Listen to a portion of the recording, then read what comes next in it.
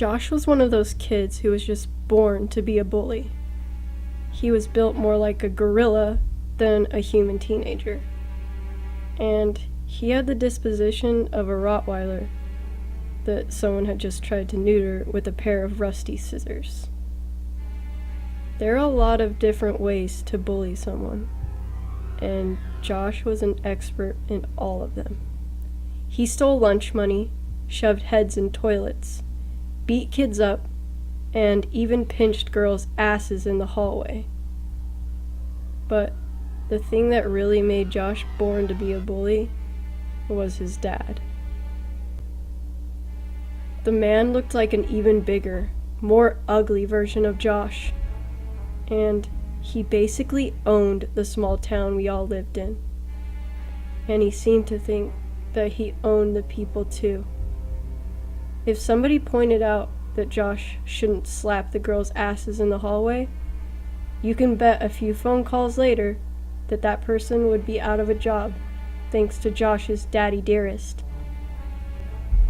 To this day, I sometimes wonder if the horrible events that would forever besmirch our town's history could have been avoided if someone had just held him accountable.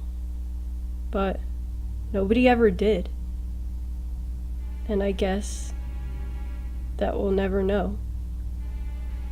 The thing that started it was something simple. Josh took a special interest in making one particular kid's life miserable. Little Billy Williamson was just too easy of a target. He was skinny, pale, and kids called him the Scarecrow because of the patches in his clothes. Of course, it wasn't Billy's fault that his mom was poor and couldn't afford new clothes.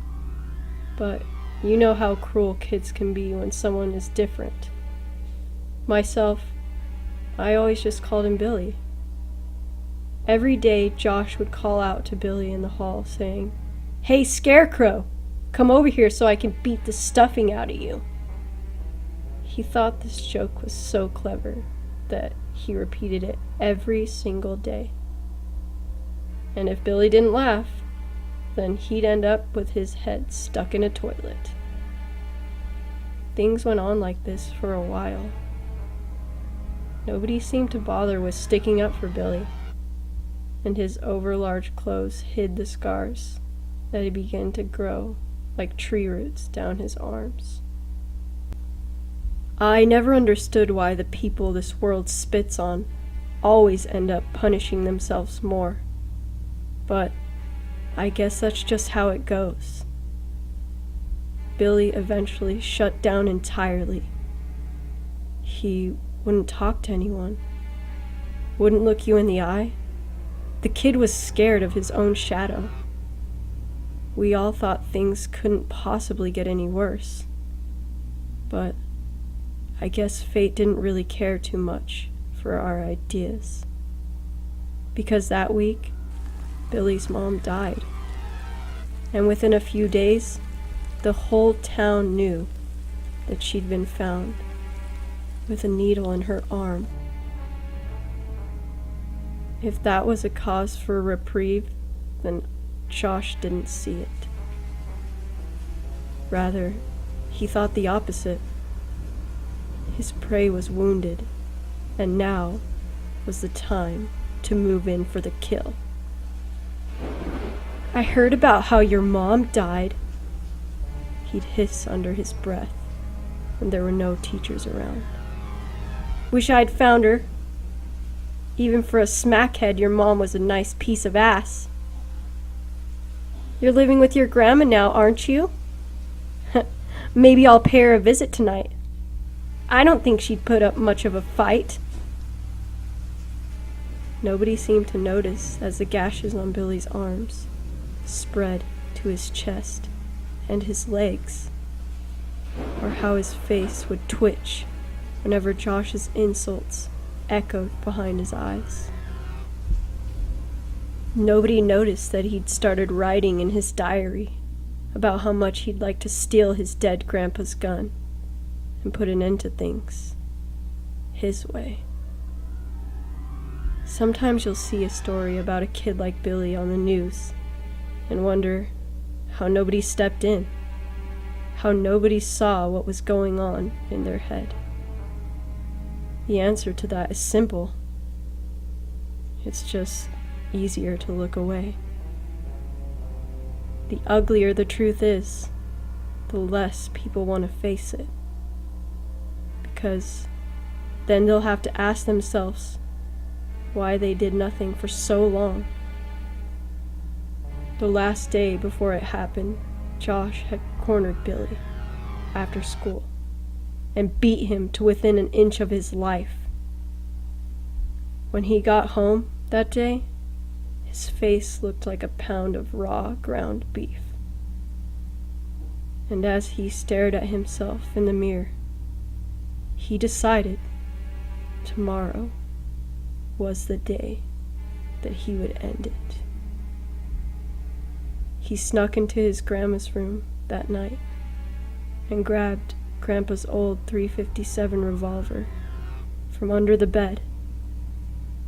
He didn't know where to find more ammo, but he knew his grandma kept it loaded in case of a break-in. The next morning, he tucked the revolver in his waistband and slid a long shirt over it. He didn't check to see if it was loaded. He didn't even want to look at it. And yet he clenched his jaw with determination and caught the bus. When he got to school, he noticed there was a crowd outside by the football field. Thankful for the delay, he slid his way in between the shoulders and elbows to the front. And that's when he saw Josh. His former bully was naked, gutted from head to toe, and strapped to the field goal post, straw poking out from holes where he'd been sewn back up. His eyes were hollow pits, pecked out by birds before anyone had found him. And on top of his head, someone had placed an old scarecrow's hat. Billy left right then and came home. He barely glanced at me as he passed, sitting there in my rocking chair and knitting. Rather, he headed straight to his room and collapsed on the bed. It was the first time he'd slept easy in a long while. It was only a few days before the news had spread around the town that the boy had been murdered, and that when the police went to notify his dad, well, they found him dead too. To this day, they still don't know who did it. The police suspected Billy at first, and they must have asked me a dozen times if I'd seen my grandson leave the house that night. But I told them the same thing each time. I'd been awake all night watching TV in the den, and I would have seen him if he had left. I could tell they all thought I was senile, but none of them dared to say it to my face. Well, I'm older now, and I don't think I have much time left, so now I suppose is the time for the truth. I don't know what Billy was up to that night, because I wasn't there. I was at Josh's house, and I was making damn sure that no one called my grandson Scarecrow ever again. And no one ever did.